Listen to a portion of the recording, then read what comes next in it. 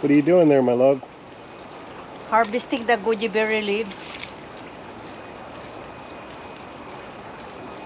What are you going to do with those? for tinola. Yes, my favorite. Your favorite? Masarap. Ah, that I do it.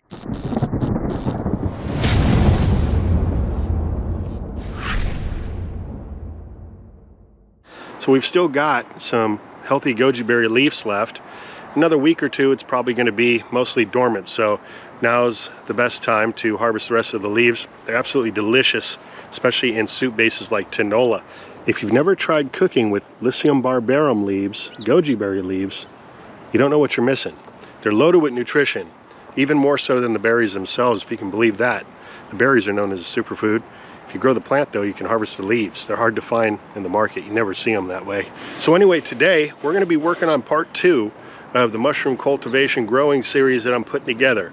It's about 2 weeks ago that I inoculated some grain with some liquid mushroom culture, some spores of some king blue oyster mushrooms. And what I was doing was creating a grain spawn.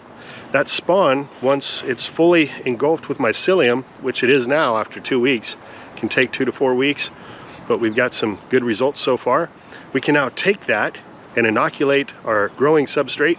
That could be anything from coconut coir or vermiculite to wood chips or sawdust, or what I'm going to be inoculating today is some straw. So we're going to be using straw as the substrate to grow these oyster mushrooms, and we're going to be doing it in a bucket. Now, one thing about growing oyster mushrooms outdoors or in buckets is that contamination isn't as much of an issue. It still occurs, but we can get away with a lot that we can't if we're doing it in a closed environment, something like indoor growing. With that being said, the first step today is to pasteurize the straw. So we're going to heat it up using this propane burner and this large pot. So there's a couple different things we're going to accomplish today by heating the straw up to 170 degrees Fahrenheit for about an hour, and then letting it cool down before we begin to make our substrate mix. Number one, it's going to help to eliminate any microbial competition or anything that could contaminate our bucket of straw here. It's also going to help to hydrate the straw. We want it to be damp, but not so damp that when you squeeze it, it's dripping out water. Just moist enough so that that mycelium can jump off the grain spawn onto the straw and begin to run throughout the bucket, filling it up with mycelium, and then causing a fruiting to occur where we will then begin to harvest our mushrooms.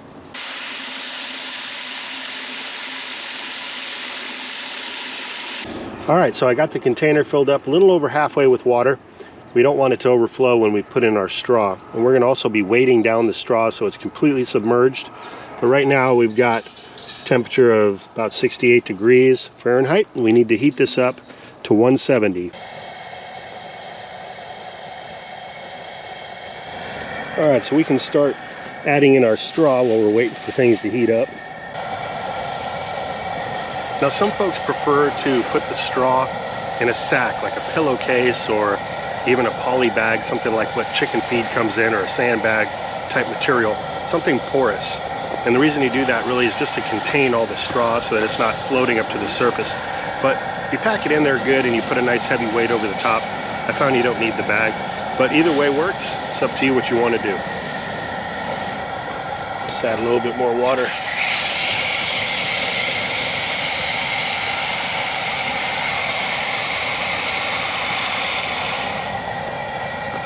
And we're just going to weight this down so the straw stays completely submerged. And now we can cover it up. Alright, so it's been about 5 minutes and we're just about at 170. Oh, just hit 170. Alright, so now what I'm going to do is turn down the flame a little bit. In fact, I'm going to almost turn it off here.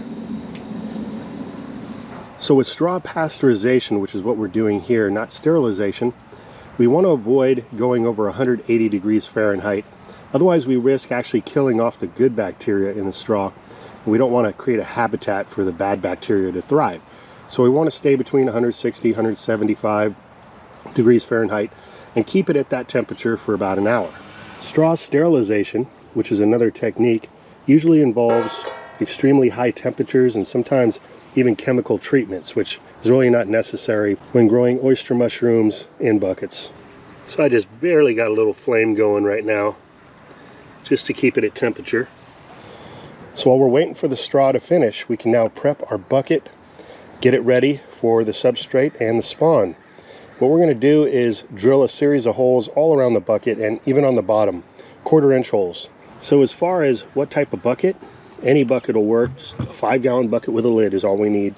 Okay, so I went ahead and just turned the propane tank off. The temperature was just slightly creeping up, so if it dips down below 160, we'll fire it back up. Otherwise, we'll just let it simmer where it's at for now. Okay, so I got a 1/4-inch drill bit here, and we'll just go ahead and put a series of holes all around the bucket and also at the bottom. The holes on the bottom of the bucket are for added drainage. We don't want too much moisture. We definitely don't want moisture building up at the bottom. That can contaminate and ruin the whole process. And the holes all around the side of the bucket are for airflow, allowing for the release of CO2 and the intake of oxygen. And also it's going to allow for the primordia, the small mushrooms, to begin to form and poke out the holes.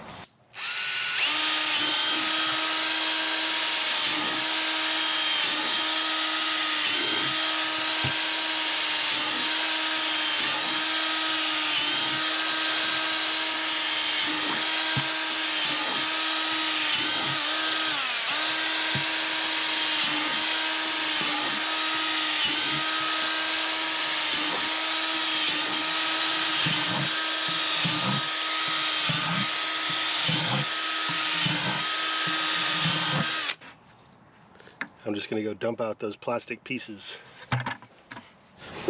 Alright, so it's been an hour now, and we're just shy of 160 degrees.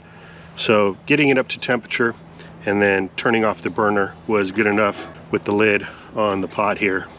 So now we just need to drain off the liquid here, and I'm going to dump the straw onto this piece of plastic here. You could use a tarp, a table, what have you, and we're going to allow it to drain off. Now you do want to clean your area, anything that the straw is going to have contact with from this point forward. So I'm going to use a little bit of 70% rubbing alcohol to wipe down this piece of plastic here. So just some isopropyl alcohol here.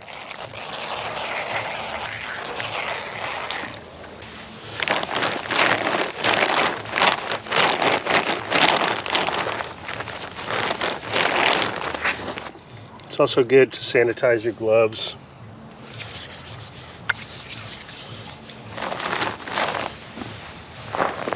And we want to allow the straw to fully cool, at least to room temperature, before we add the mycelium. Otherwise we can kill it off. We don't want to do that.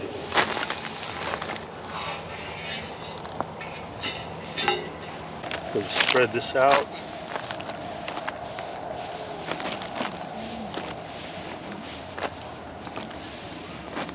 Alright, so I'm going to let that rest for about 10 minutes and then we'll be back. Alright, so it's been about 10 minutes and the straw is now cool to the touch. So we're ready for the next step here, which is to take our bucket and quickly wipe out the inside with a little bit of that isopropyl alcohol.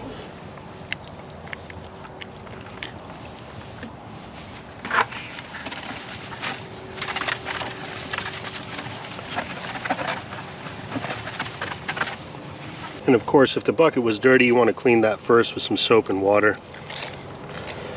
And we'll clean the inside of the lid here too. So I've got 3 jars of this grain spawn that I'm going to be adding to the straw into the 5-gallon bucket. You want to aim to use between 2.5 to 5 pounds of spawn when inoculating your straw. So basically we're making like a layered cake in this bucket. We're going to do a layer of straw followed by a layer of spawn. And we're just going to crumble that over the straw. Then we'll do another layer of straw, another layer of spawn. Now you don't want the straw too damp, so what you want to do is actually squeeze it out. You're going to wring out the straw.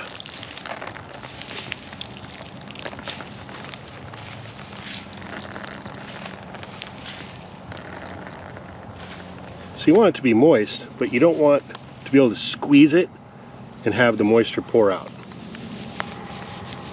Once we wring it out, we'll just kind of loosen it back up, throw that in there.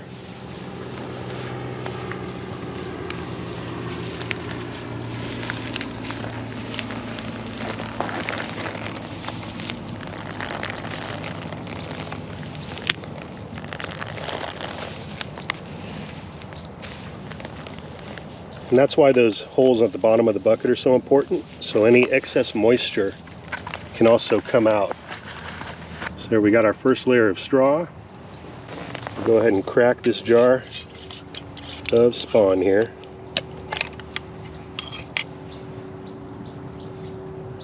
And look at that.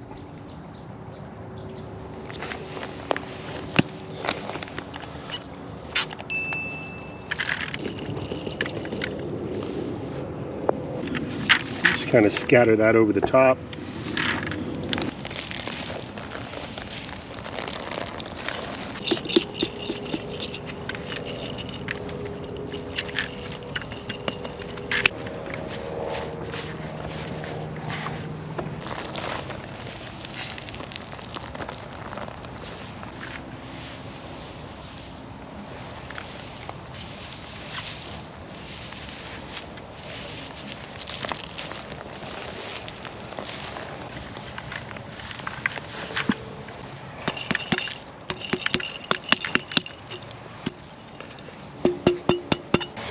Pop open another jar.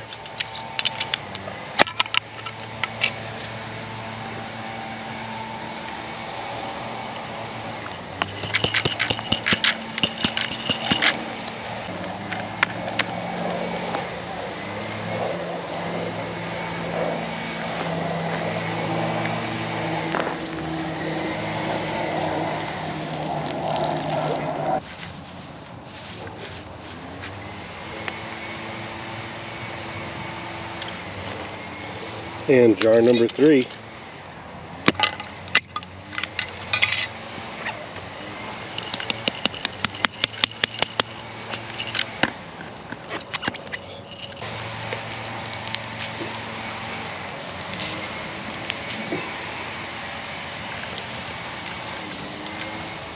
But we're going to finish off the last layer here with the spawn on top.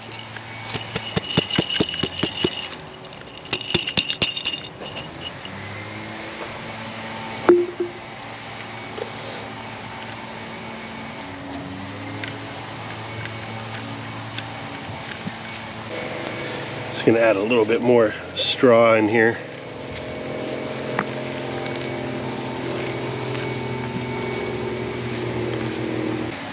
And that's it. We can now slap on our lid.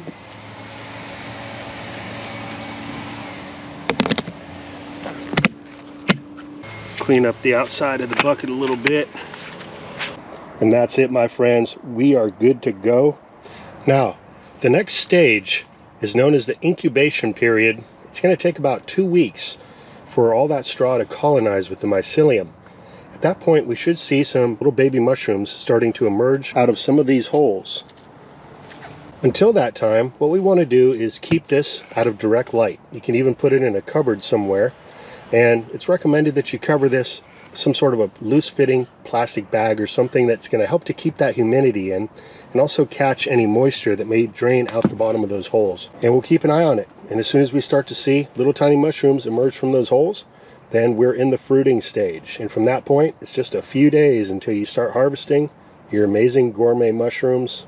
Now, these oyster mushrooms are going to perform the best in 70 to 80 degrees Fahrenheit, and they like high humidity. 80% humidity is good. So, guess where I'm going to be growing these mushrooms at? You guessed it, right here in the greenhouse. Now, currently this greenhouse is still dipping well below 50 degrees at night because I'm not heating it. There's really no need at this point. So, for the first 2 weeks, I'm going to go ahead and keep these indoors somewhere where they stay warmer in the plastic bag. So once we get to that fruiting stage, by that time, we'll be in mid-December. And by then, I'm going to have my heating plan in place out here in the greenhouse, keeping it a nice steady temperature. And although the entire greenhouse isn't going to stay between 70 and 80 degrees Fahrenheit all the time, I can definitely create a little pocket of heat just for these mushrooms, and I'll be sharing with you how I do that. So with that, let's bag this bucket up and place it somewhere where it can stay warm and dark for the next 2 weeks or so. Alright, so I've got one of those hefty duty contractor garbage bags. These work great. You could use any dark colored garbage bag.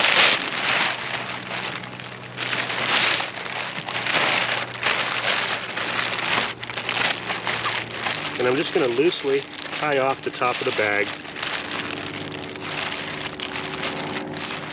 You want to allow for ventilation, and you want airspace around the bucket.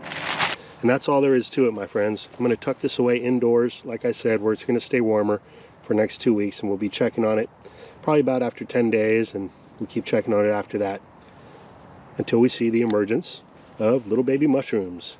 So we should get 2 flushes of mushrooms out of this bucket, at which point we're then going to have some material that's excellent to add into the garden. And if you make yourself a nice little straw bed somewhere in the garden, under the right conditions, you'll have a continued flush out of mushrooms. So whether we do it after the first flushing of mushrooms or after we get a second flush of mushrooms out of the bucket, there's a possibility you can get a third or even a fourth flushing out in the garden. So it is the gift that keeps on giving. So that's going to do it for this episode, my friends. I got some cleanup to do out here.